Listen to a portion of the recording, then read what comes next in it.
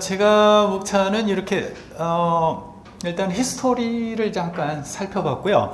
그 다음에 한일 경제관계 특성, 그리고 나서 이제 신정부 하에서 앞으로 일본과의 통상협력을 어떻게 할 것인가를 이 정부 사이드하고 민간 사이드로 나누었는데, 그 시간 제약상 그 챕터 3하고 4로 넘어가도록 하겠습니다. 다 아실 겁니다. 이게 히스토리인데 이게 가장 뼈 아팠던 것 같고요. 이제 굉장히 왜곡 뭐라 그럴까 굴절 디스럽트 되는 그런 양상이 계속 지속되죠. 그래서 수출 규제에서 거의 파국의 정점에 달했던 것 같고요. 이제 아까 이제 이지평 교수님 말씀하신 대로 그럼에도 불구하고 한일 일본의 존재감이 약화되어 있지만 이 중간대 공급망 사이드에서는 아직 일본에 대해서 일본 기업의 강점을 활용할 여지는 있다. 그 관계는 지속되고 있다라는 부분입니다.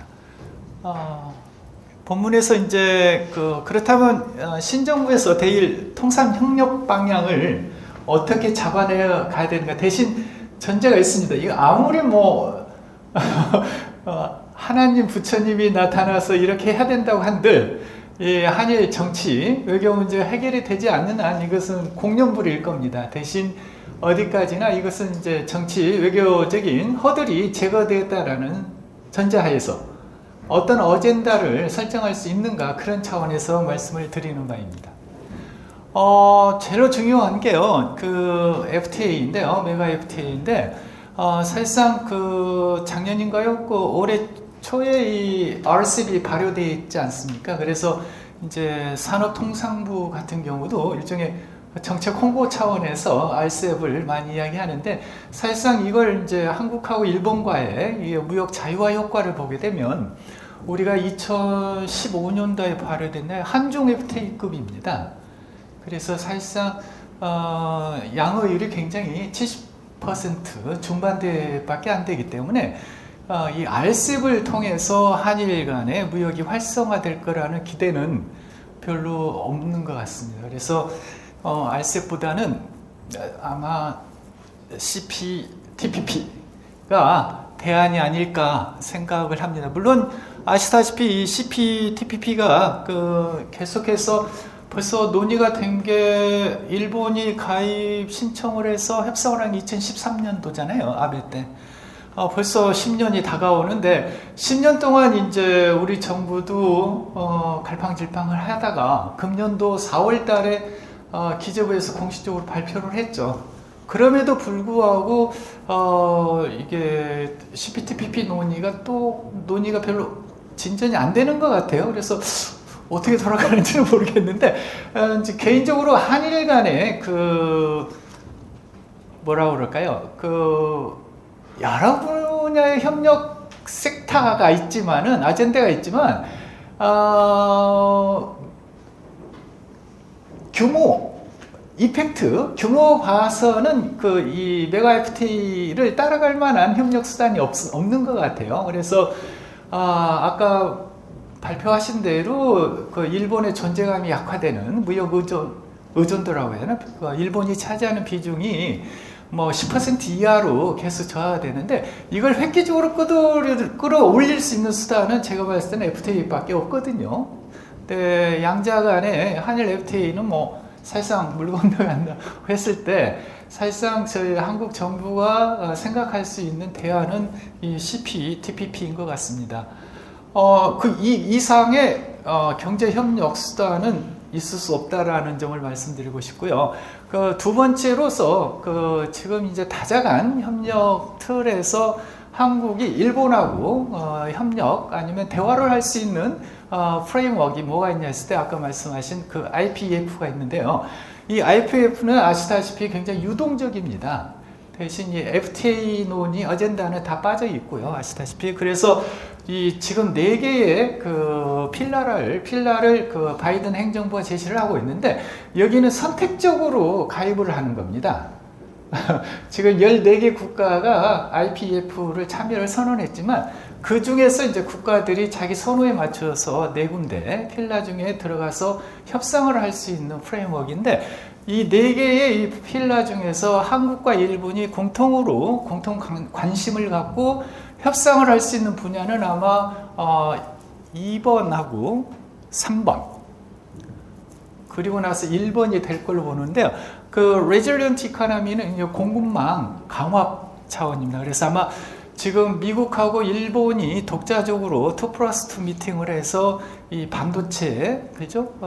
일본에 유치하는 문제를 논의를 따로는 하고 있지만, 그게 이거 IPEF의 프레임의 일부로 해석을 하시면 될 것 같습니다. 그래서 이 두 번째 필라에 들어가서 이 공급망 분야에서 논의를 할 수 있는 여진이 있는 것 같고, 아까 이주평 교수님이 말씀하신 이 그 한일 제3국 공동진출 관련 분야는 이 클린 이코노미 쪽에서 논의를 할 수 있는 장은 있는 것 같습니다. 근데 기본적으로 일본이 한국과 대화하는 것을 다자가든 양자가든 일단 거부하는 입장이기 때문에 여전히 이 부분에서도 정치적인 허들은 남아있다고 볼 수가 있습니다.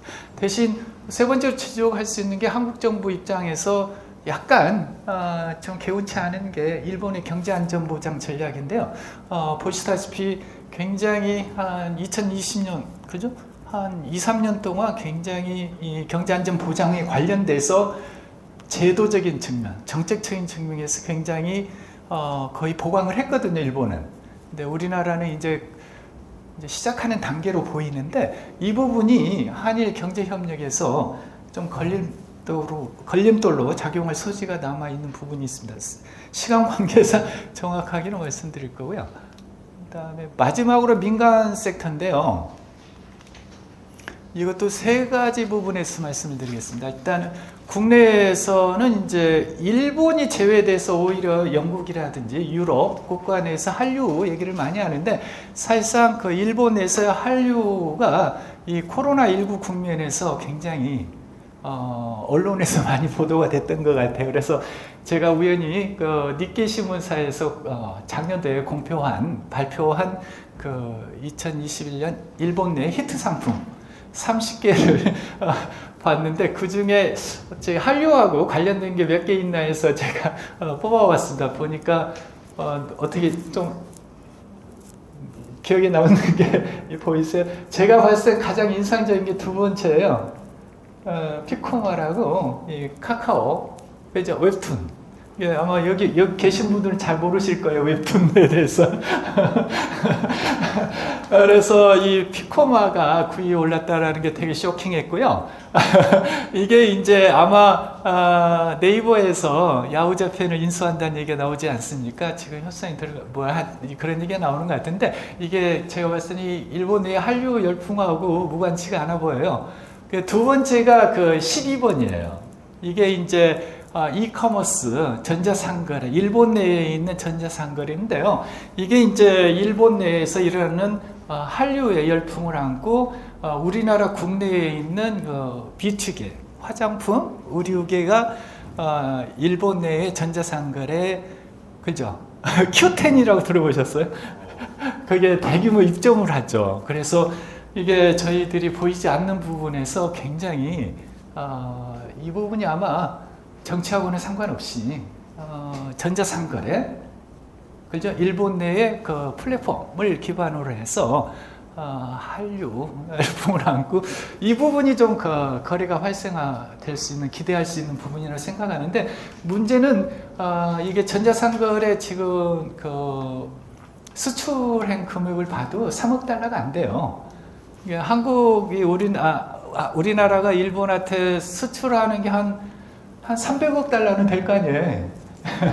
그런데 이게 뭐 맥시멈 해도 3억 달러니까 그래서 FTA가 중요하다는 얘기를 다시 한번 말씀드리는데, 그럼에도 불구하고 이 문화 콘텐츠를 비롯해서요, 이 전자상거래 분야를 한일 간의 통상이 좀 활성화될 수 있는 일종의 하나의 분야로 제가 말씀을 드렸고요. 두 번째로는 아까 우리 이주평 교수님이 말씀하신 이 제3국 공동 진출이에요. 이게 이제 제가 자료를 한번 봐서 카운트를 해보니까 지금 에너지 자원 개발 분야에서 한 80건 가까이 실적이 있고요. 그다음에 제조업 분야에서도 9건이 나오는데 그 최근에 그 우리 에너지 솔루션 LG 에너지 엔솔이라고 하는 거죠. 하고 일본의 혼다가 미국에 그렇죠 공동 진출한 것도 여기 사례에 들어갈 겁니다. 그래서 여기 분리에 의하면 이제 제조업 쪽으로 배터리니까 제조업 쪽으로 들어가는데 우리가 일반적으로 한일 기업 간 제3국 공동 진출을 이야기할 때는 그 제3국에서 에너지 자원 개발 파트가 주력입니다. 이게 일단 프로젝트 규모가 워낙 크고요. 아까 말씀하신 대로 그 일본의 상사하고요, 일본의 그 정책금융기관, 즉 일본의 기술력하고요, 일본의 자본력하고, 그다음에 한국 기업의 일종의 주로 건설 분야, 이 BC계약 분야이기 때문에 이쪽에 기술력이 결합해서 굉장히 시너지 효과가 가장 발휘가 많이 됐고, 이 한일 기업 간의 그 제3국 공동 진출이 하나의 모형이 됐어요. 모범이. 그래서 이제 이 아이디어를 한국과 중국 간에 대해서 이야기를 많이 하죠. 그래서 중국에서도 한국에 대해서 제3국 공동 진출을 하지 않은데 이게 아마 모범이 됐는데 제가 봤을 때는 케미라고 하나요? 이 한국과 일본 간의 케미가 맞아서 성공한 거지. 아마 한국하고 중국이 이렇게 하자 그러면 안 될 거예요. 아마 실적이 안 나올 거예요, 그쪽은. 그래서 이 부분은 굉장히 한일 간의 그 굉장히 소중한 자산이 아닌가 그렇게 생각을 하고 있어요. 그래서 일단 에너지 자원 개발 프로젝트가 상당히 생각보다 고도화됐어요. 단순히 우리 기업이 일본으로부터 EPC에서 건설 수주하는 게 끝나는 게 아닙니다. 이게 이제 진행이 되면서 출자도 하게 되고요. 상사하고. 그래서 굉장히 이 부분에서 고도화되고 있습니다. 그래서 이게 이제 아까 말씀하신 대로 뭐 한일 관계가 안 좋아서 2019년 이후에는 실적이 거의 없는 걸로 나타나긴 하는데 제가 봤을 때는 이게 2050 탄소 중립 추세하고 관련이 돼서 아마 세계적으로 수요가 없어서 아마 좀 그런 게 아닌가라는 해석도 할 수 있는데 이게 이제 패러다임을 바꾸어서 이 아까 말씀하신 지금 밑에 GS 에너지하고요, 미쓰이물산이 그죠? 아랍에미리트에서 클린 아모니아를 생산해서 수소하는 이 프로젝트를 작년 11월 달에 합의를 했죠. 이게 이제 제3국 공동 진출의 가장 최신판이라고 보실 수 있는데 이게 이제 수소 분야에서 아마 한국하고 일본 기업이 제3국에서 협력해서 굉장히 큰 성과로 자랑을 할 수 있는 부분인 것 같습니다.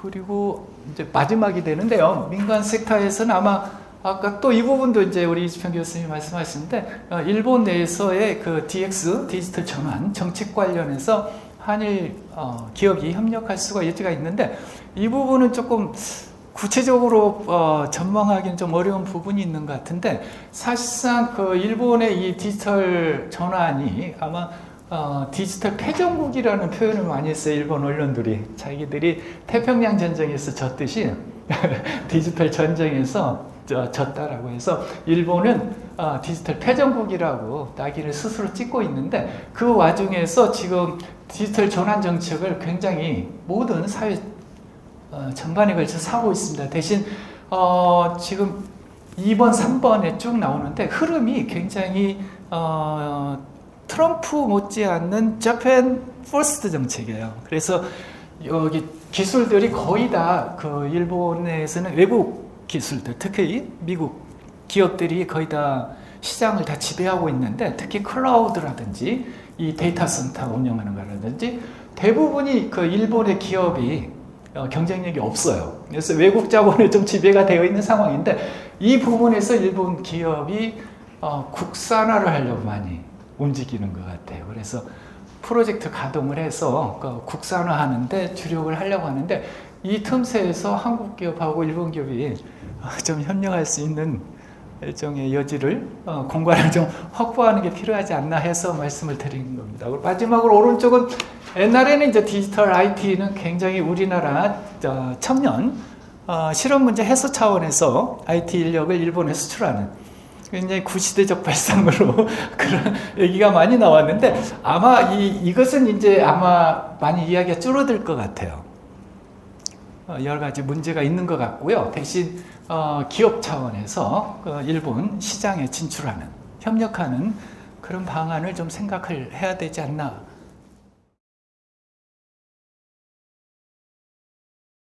제가 지금 산업연구원에서 담당하고 있는 연구 분야는 반도체 산업입니다. 최근 이슈가 많이 되고 있고, 앞서서 이지평 교수님께서도 이제 일본과 한국의 그 반도체 때문에 발생했던 문제를 조금 언급해 주셨는데, 저는 전반적으로 이제 반도체 산업 내에서 그리고 글로벌 공급망에서의 일본과 한국의 관계, 그리고 앞으로 어떻게 계속 이어나가야 될지 그 부분에 대해서 말씀을 드리고자 합니다. 현재 아시다시피 우리나라는 반도체 강국으로서 이제 세계 시장에서 미국에 이어 2위를 달리고 있습니다. 그런데 그 품목을 보시면은 메모리 반도체 분야이고, 사실 메모리 반도체만 이 경쟁력이 있기 때문에 시스템 반도체 분야는 약하다. 그래서 우리나라는 반쪽짜리 반도체 강국이다라는 말씀들도 하고 계신데, 실제적으로 메모리 반도체가 반도체 시장 전체에서 차지하는 분야는 30% 미만입니다. 나머지는 이제 시스템 반도체이기 때문에 그런 말씀들을 하시지만, 실제적으로 그 시스템 반도체라는 것은 하나의 커다란 그 제품 종류가 아니고 그 안에도 수십 가지 종류가 있기 때문에 개개 품목별, 제품별로 봤을 때는 메모리 반도체 속에 있는 D램과 낸드 플래시의 그 비중이 작지도 않은 거죠. 그래서 우리나라 반도체는 메모리 반도체만 강국이다라고 말씀들 하시지만은, 그 메모리 반도체가 실제적으로 제품별로 봤을 때는 상당한 경쟁력을 가지고 있다라는 것을 먼저 말씀을 드리고 싶습니다. 그리고 이 메모리 반도체의 그 역사를 보면은, 사실 반도체가 미국에서 처음에 개발이 되었고, 당시에는 대부분이 메모리 반도체였습니다. 시스템 반도체라는 것은 그 이후에 이제 등장을 했는데, 그 메모리 반도체 시장에서 미국이 세계 시장 점유율 1위를 유지하고 있었고, 일본이 이제 가전제품이라든지 전자제품 개발을 하면서 메모리 반도체 시장에서 미국을 1980년대 초반에 추월하기 시작합니다. 그래서 1980년도 초반부터 이제 80년대 말까지 약 10년간 세계 시장에서 일본이 미국을 추월해서 시장 점유율을 높이 유지를 했었고, 당시에 이제 미국은 거기에 대해서 일본에 견제를 하게 되죠. 그러면서 1986년도부터 약 3차례에 걸쳐서 미일 반도체 협정이 있었고, 물론 이제 다른 일본이 반도체 제품의 선택에 실패를 했다, 시장 변화에 적응하지 못했다 라고도 말씀을 하시는데, 그 이유와 함께 지금 말씀드린 미일 반도체 협정의 영향으로 인해서 일본의 반도체 제조업에 대한 경쟁력이 하락하게 됩니다. 이제 반도체 세계 시장 1위를 달릴 때, 그때까지 일본의 반도체 산업은 미국과 마찬가지로 이제 소재와 장비 이런 부분이 같이 발달을 했죠. 당연히 미국은 처음에 반도체를 개발한 나라니까 원천 기술을 가지고 있었을 테고, 그러한 장비와 소재가 같이 개발이 될 수 있었는데, 일본은 이제 후발주자지만은 그래도 초기에 들어갔기 때문에 기초 기술이라든지 그리고 장비 소재를 직접 해결할 수밖에 없는 그런 상황이었습니다. 그리고 우리나라와 대만의 경우에는 1980년대 중반부터 반도체 산업을 본격적으로 시작했는데, 우리나라는 1986년도에 삼성전자가 메모리 반도체 산업을 시작을 하게 되었고, 대만은 1987년도에 여러분들 잘 아시는 TSMC가 파운드리라는 이제 반도체 위탁 생산만 하는 그 사업을 시작을 하게 됩니다.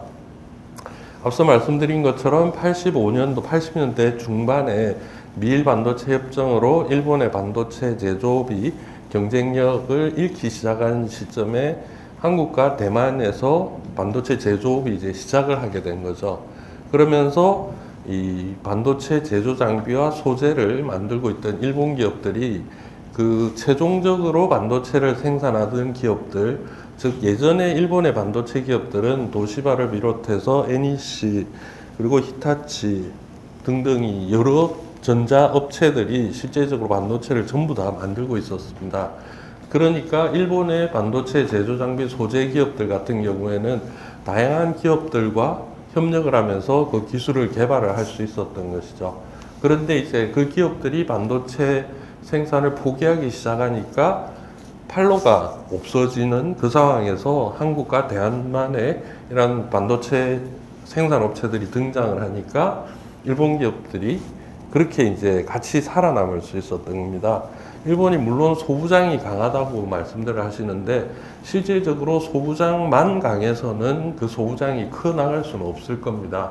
그 소부장 기업들이 만드는 제품들을 사용해서 최종 제품을 생산하는 기업이 있어야만이 그것이 성장을 하게 되는 것이죠. 실제적으로 앞서 말씀드린 것처럼 반도체가 미국에서 개발이 됐고 소재와 장비가 미국 기업들이 먼저 시작을 했는데 최근 경향을 보시면은 장비 업체는 여전히 미국 업체가 세계 1위가 맞습니다. 그런데 소재 업체의 경우에는 미국보다는 일본이 오히려 더 고평가를 받고 있는 상황입니다. 그 이유를 잠시 설명을 드리면은 장비 같은 경우는 멀리서 와도 우리가 여기서 사용하는데 큰 지장이 없습니다. 무슨 말이냐면은 장비는 한 달이 걸렸던 두 달이 걸렸던 배를 타고 여기까지 오더라도 뭐 그 제품에 대해서 변화가 생기진 않는 거죠. 그렇지만은 소재 같은 경우는 얘기가 달라지는 게 반도체 소재는 독극물도 많이 포함이 되어 있고 위험한 화학물질들이 있습니다. 따라서 그러한 화학물질들을 운송하는 데는 그렇게 오랜 시간 동안 운송하는 게 비용도 많이 들고 위험 요소 그리고 이제 배 사고가 났을 때 등등의 그 리스크를 고려했을 때는 지리적으로 먼 곳보다는 가까운 곳에서 조달하는 것이 이제 더 낫다는 거죠. 따라서 소재 같은 경우는 미국보다는 이 소비자와 거리가 가까운 일본에서 더 발달을 했고 지금도 저렇게 강력하게 경쟁력을 가지고 있다고 보실 수 있을 것입니다. 그런 상황에서 지금 2019년도죠. 앞서서 이지평 교수님께서 말씀하셨는데 일본이 이제 반도체와 그 반도체 소재 세 개 분야에 대해서 수출 규제 강화를 발표를 했었고 그로 인해서 여러 가지 우리나라에서는 대책을 세운다고 막 노력을 많이 했었습니다. 근데 여기 계신 분들은 다들 아시겠지만은 실제적으로 일본이 그 품목에 대해서 규제를 함으로써 얻고자 한 것은 우리나라 반도체 산업을 흔들고자 함이었죠. 그러니까 우리나라 산업 중에서 수출을 20%를 차지하고 가장 이제 그래도 잘 나가는 산업인데 그 산업을 일본이 자기들 의지대로 우리나라를 흔들 수 있다라는 걸 보여주기 위한 이제 그런 목적이었다고 보여지는데 그 결과 또한 앞서서 말씀하셨지만은 그 결과가 일본 측에서는 그렇게 좋은 결과로 나타나지가 않았습니다.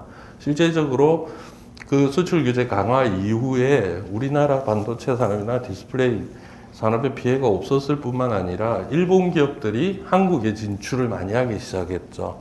그분도 잘 아실 텐데 그럼으로써 이제 결국 그 시간이 다 돼서 빨리 말씀을 종료를 하면은 일본과 한국의 반도체 산업은 따로 분리돼서 성장한 것이 아니고 한국의 반도체 산업이 성장하면서 결국 일본의 반도체 소재 장비 산업도 성장할 수 있었다.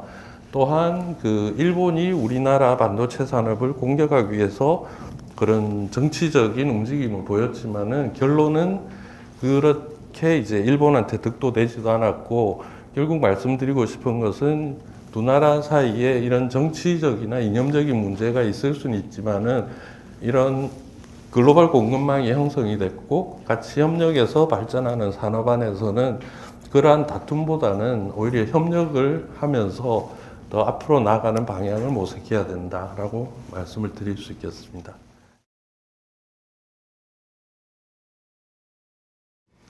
저는 이제 수소 분야 쪽의 업무를 지금 한 10년 넘게 지금 하고 있고요.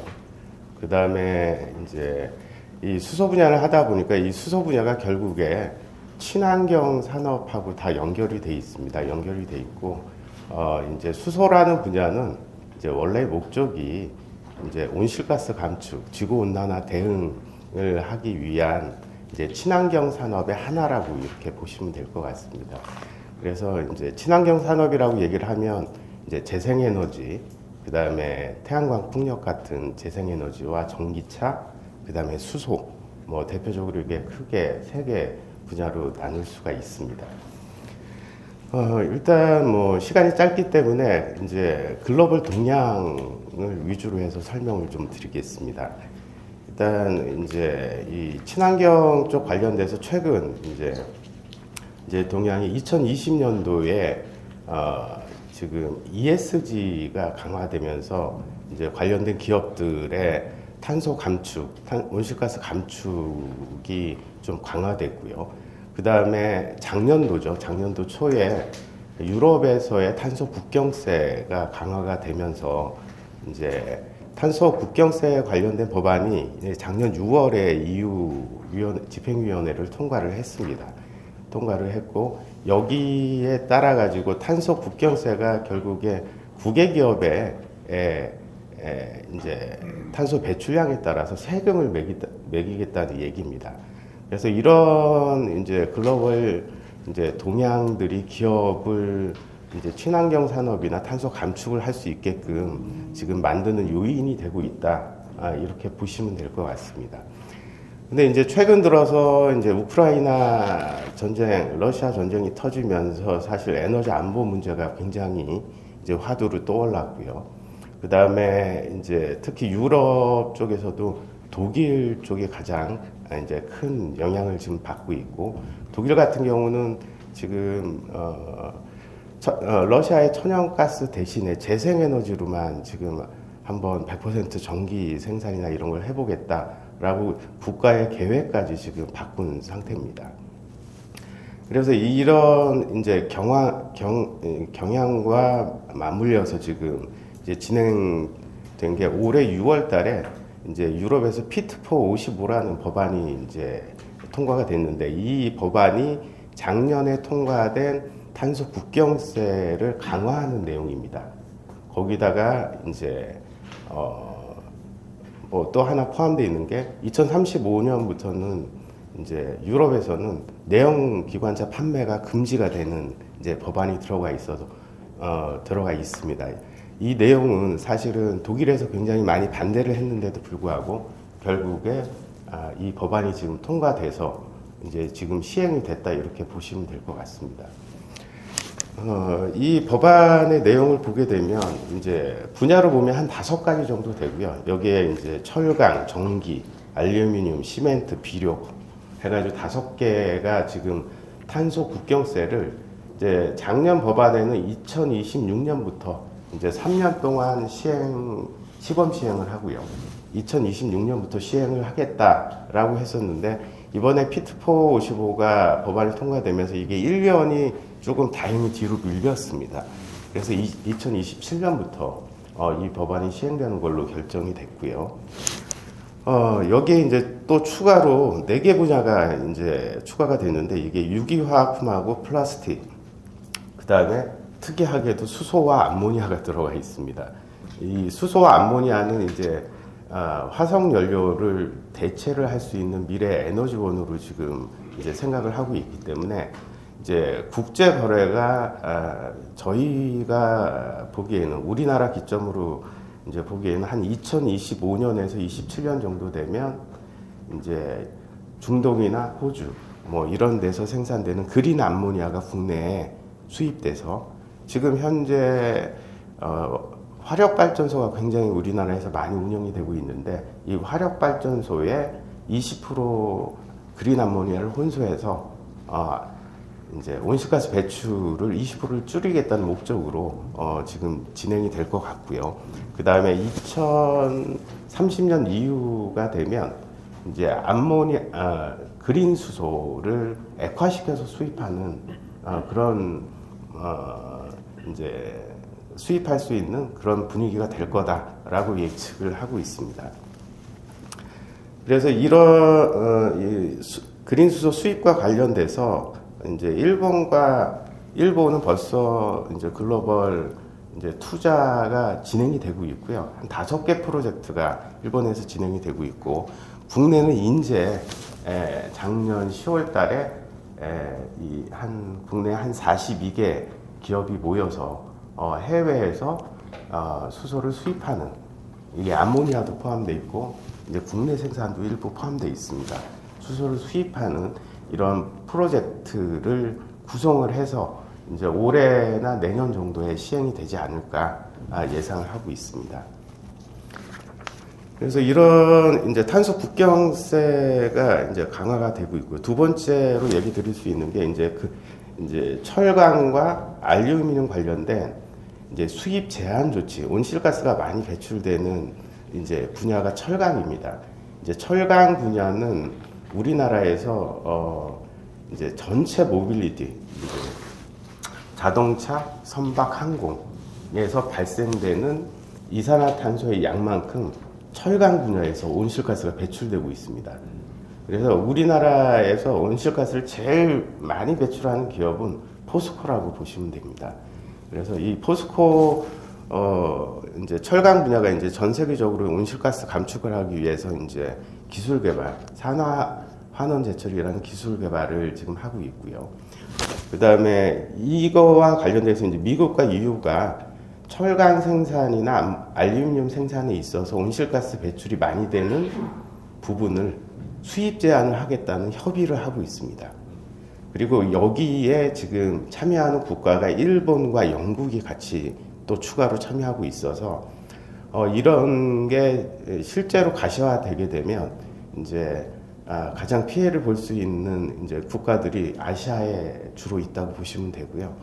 이제 일본과 중국과 우리나라가 철강 부분의 상위에 이제 랭크되어 있기 때문에 이런 제도 변화에 굉장히 민감하게 좀 대응을 해야 되는 지금 상태라고 이야기를 드릴 수 있습니다. 그리고 세 번째로 이제 8월이니까 한 달 전이죠. 한 달 전에 미국의 IRA라 그래서 인플레이션 감축 법안이 통과가 됐습니다. 이 법안은 사실은 지금 뉴스에 굉장히 많이 나오고 있죠. 이제 전기차, 국내에서 생산한 전기차가 미국의 보조금 대상에서 제외가 돼 있는 지금 상태라서 논란이 많이 되는데, 이 법안에는 기후변화 관련된 지원 정책이 엄청나게 많이 들어가 있습니다. 그래서 이 법안의 이제 규모를 이야기를 좀 드리면 한 7천억 달러를 기업한테 걷고요. 이 중에 4천억 달러 정도를 기후변화와 일부 건강보험 쪽 저소득층에 있는 건강보험에 투자하는 그런 법안입니다. 그래서 지금 기후변화에 투자하는 이제 예산이 3,700억 정도? 700억 달러니까요. 우리나라 돈으로 환산을 하게 되면 한 400조 원 정도 10년간 400조를 투자하는 이제 그런 계획이라고 이렇게 보시면 될 것 같습니다. 이 법안이 이제 최종 승인이 되면서 이제 미국 내에서 그린 수소를 생산하고 그 다음에 저장하고 이송하고 사용하는 것까지 전부 다 세액 공제와 유사한 보조금 현재 지급을 하고 있고요.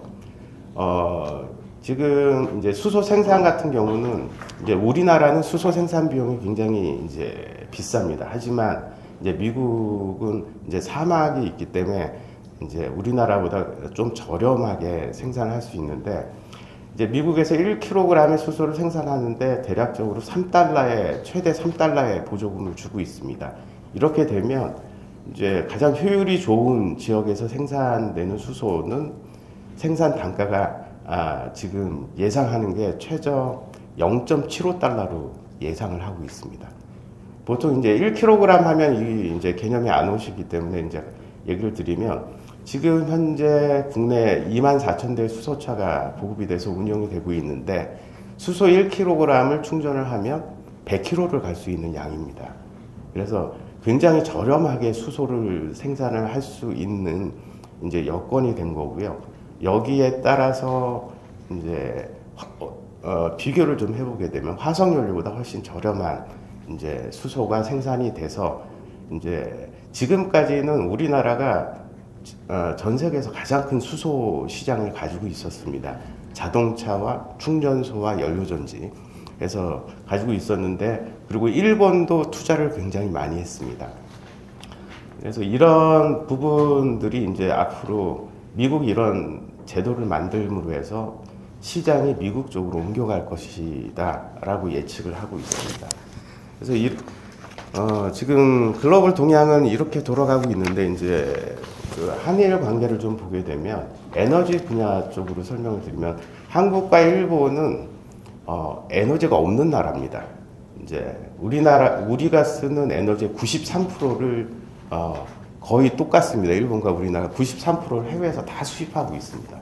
수입하고 있고, 이런 상태에서 온실가스 감축이나 에너지를 미래에 확보를 해야 되는데, 이 확보하기 위해서 다른 나라들보다는, 이제 다른 나라는 뭐 미국이나 뭐 중국이나 뭐 이제 땅이 넓은 나라들은 재생에너지 생산이나 재생에너지나 이런 것들을 통해서 확보를 할 수가 있는데, 이제 일본과 우리나라는 사실은 땅도 많지 않고요.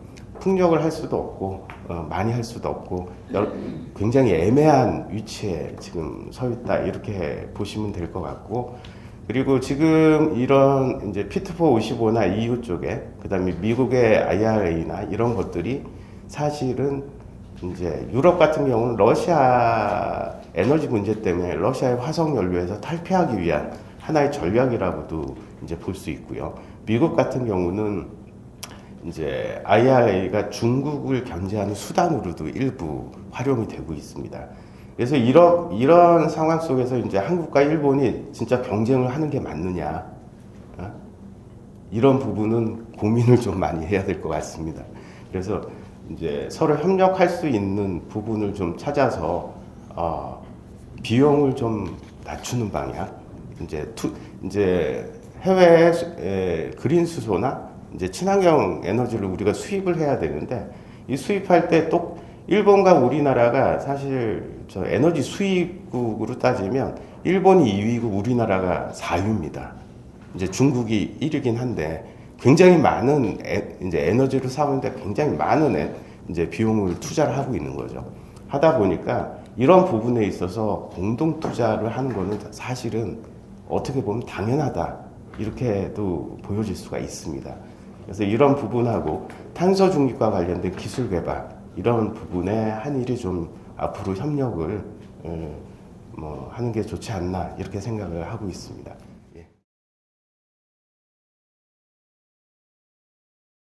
한일 경제 관계 관련해서 얘기를 많이 하는데, 정치 외교를 하고 있는 저희 입장에서는 사실 한일 경제 관계가 중요하다고는 합니다만, 왜 중요한가라고 질문을 받았을 때는 좀 명확하게 말씀을 드릴 수 없는 부분들이 많이 있었는데, 오늘 이제 얘기를 들으면서 앞으로는 조금 더 구체적으로 말씀을 드릴 수 있을 것 같습니다. 말씀드렸던 것처럼 저는 주로 일본의 정치 외교나 한일 관계 관련해서 보고 있고요. 그래서 최근에 이제 활동을 마친 한일 보도에도 많이 나왔는데요. 강제징용 문제 해결을 위해 출범이 됐었던 외교부의 그 민간협의회에서도 활동을 했습니다. 그래서 그 안에서는 실제로 강제징용 문제를 풀기 위해서 어떤 노력을 해야 되는지, 이런 부분들에 대한 좀 논의를 많이 했었는데요. 그 안에 그 한일 간의 경제 문제를 이제 다루는 선생님이 오셔서 경제 분야에서 한일 간의 이런 정치에 있어서의 갈등이 얼마나 크게 영향을 미치고 있고, 또 해결을 하는 데 있어서 경제 분야에서 할 수 있는 부분, 그리고 할 수 없는 부분, 이런 부분들에 대해서 많이 말씀을 해주셨습니다. 그래서 결국에는 이제 우리가 한일 관계 관련해서 얘기할 때는, 저는 이제 제가 그 토론문에 이제 문제는 정치다, 이렇게 한마디로 정의를 내렸는데요. 그만큼 많은 영향을 미치고 있는 것 같습니다. 특히 2019년도에 한일 그 무역 갈등이라고 얘기를 저는 하는데, 일부에서는 이제 일본의 한국에 대한 무역 보복이다, 보복성 조치, 이렇게 많이 말씀을 하고 계시는 것 같습니다. 그래서 수출 규제 이후에 얼마나 많은 이제 우리에게 피해가 있었는지, 이런 부분에 대해서는 제가 굳이 설명을 하지 않아도 다 알고 있는 부분이라는 생각이 드는데요. 제가 그때 당시에 뭐 발제문을 토론문을 읽는 것보다는 제 이제 감상을 좀 섞어서 말씀을 드리는 게 좀 좋을 것 같다는 생각이 드는데요. 다양한 분야의 분들을 만나서 말씀을 들었는데 정말 여러 가지 이렇게 시각이 다르구나 생각을 했습니다. 또 최근에 한일 포럼에서 참석을 했었을 때 경제하시는 분들의 말씀을 들으면서 굉장히 미안한 마음이 좀 들었어요. 물론 제가 한 건 아니지만 이렇게 한일 간의 갈등이 경제하시는 분들한테 직접적인 수치로 보이는 어떤 피해가 나타난다라는 거에 대해서 정치를 하시는 분들 그리고 정책을 만드시는 분들이 얼마나 책임감을 갖고 임하셔야 되나 이런 생각을 좀 했는데 또 한편으로는 당시에 이제 좀 활동을 하셨던 정치인을 뵌 적이 있었는데 그분이 말씀하시는 걸 듣고서 제가 그 앞에서는 말씀을 못 드렸는데 어떤 사람이 어떻게 정부에 들어가야 정책에 미치는 영향이 이렇게 나타날 수 있구나라는 거를 생각을 좀 했습니다. 왜냐면 제가 일본 연구하시는 일본에서 뭐 한일 관계 연구하시는 분들을 만났을 때 제 입으로 저도 한국인이지만 제가 말하기 가장 부끄러운 게 있어요. 다시는 지지 않습니다. 우리가 이깁니다. 이게 정부 마크를 걸고 보고서가 나온 적이 있었거든요. 얼굴이 화끈화끈해서 제 입으로도 말을 못하는데 이게 얼마나 감정적인 타이틀인지 근데 그거를 이제 실제로 어떻게 그게 나오게 됐는지 경위를 들었는데 그 정치인분께서 막 말씀을 하시는데 너무 자랑스럽게 말씀을 하셔서 우리가 이길 수 있다라는 거를 VIP에게 강력하게 말씀을 드렸고 그게 나오는 걸 봤다. 너무너무 뿌듯해 하셔서 저 한마디가 미칠 파장이 얼마나 컸을지 알고 하셨을까 이런 생각이 좀 들었던 기억이 좀 있고요. 그 당시에 이제 일본의 외무성 분들을 만났을 때 뭐 그분들이 얘기하시는 거는 그거죠. 뭐 일단 일본의 그런 수출 규제 자체가 잘못됐다라는 거는 본인들도 알고 있어요. 그런데 거기에 대해서 이제 한국에서 있었던 반일 운동이 왜 그게 일본에게만 피해가 있을 거라고 생각을 하냐. 예를 들면 유니클로에서 한국에 있는 유니클로에서 근무하고 있는 한국인들, 직원들 그 사람들에게 가는 피해는 왜 생각하지 않냐. 그리고 일본 내에 있는 한국과 관련된 그룹, 예를 들면 일본 내에 있는 뭐 여행사들 있죠. 한국계에서 하는 그런 사람들 혹은 제일교포들 왜 이 사람들한테 갈 피해는 생각하지 않냐. 이런 얘기를 하는데 마음이 좀 많이 아팠습니다. 그래서 이렇게 바라보는 시각이 굉장히 많은데 결국에는 이러한 과정들 때문에 한일 간의 관계가 굉장히 중요하고 협력이 필요하다라고는 하는데 현재도 우리가 풀지 못하는 문제들이 몇 가지가 좀 남아 있는 것 같습니다. 한일 협력이 필요하다라고 하는데 한일 협력을 할 수 있냐? 즉 일본이 한국에게 한국의 반도체 산업을 흔들려고 했던 일본과 우리가 협력을 할 수 있냐? 라는 이제 질문이 나오기 시작해요. 여기에 대해서는 답을 어떻게 해야 될지. 그리고 안보적인 측면에서 얘기를 지금도 일본이 많이 하는 게 레이더 조사 문제. 우리는 이제 초계기 저공 비행이라고 얘기를 하는데 이 부분은 풀리지 않은 거죠. 근데 얼마 전에 이제 중앙일보에서도 이제 보도가 나왔었는데 우리는 일본이 안보적인 우호국이지만 일본이 실제로 한국에게 가까이 왔을 때 우리는 이제 좀 굉장히 강력한 제재를 가할 수 있는 항공기 대응 지침을 갖고 있는 거죠. 적대시한다라는 얘기인데 이런 한국과 일본이 협력할 수 있겠냐 이런 질문이 나옵니다. 그리고 전쟁을 일으킬 수 있는 나라라는 인식이 있어요. 한국에게는 한국이 방위비 증강을 한다고 하고 방위력을 이제 증강을 하다 보니까 이런 일본과 우리가 협력할 수 있냐 이런 근본적인 질문에 대한 우리가 답을 좀 찾아야 되는 시기가 왔다고 보고요. 결국 이러한 모든 피해들이 우리가 경제, 사회 그리고 국민들한테 영향이 있는 건데 제가 최근에 이제 일본 분들한테 많이 듣는 얘기가 있어요. 우리가 이제 수출 규제를 해제하라고 얘기를 많이 하는데 수출 규제가 실제로 한국에게 그렇게 경제적인 피해가 없었다라고 합니다. 그리고 많은 보고서들에서도 얘기를 하고 있는데 그런데 왜 해제를 하라고 하는 거냐 피해가 없다는데 그래서 이제 저는 설명을 하기는 경제에서 흔히 얘기하는 어떤 예측성 그리고 뭐 앞으로 이게 명확하지 않다라는 그러니까 불명확성 언제 또 이런 일이 발생할지 모른다는 이 불안감이 미칠 수 있는 파급 효과가 크기 때문에 수출 규제는 해제하는 게 마땅하고 이런 얘기를 하는데 저도 제가 말하면서 이게 좀 뭐랄까요 제 근거가 좀 불명확하다라는 생각을 좀 많이 하거든요.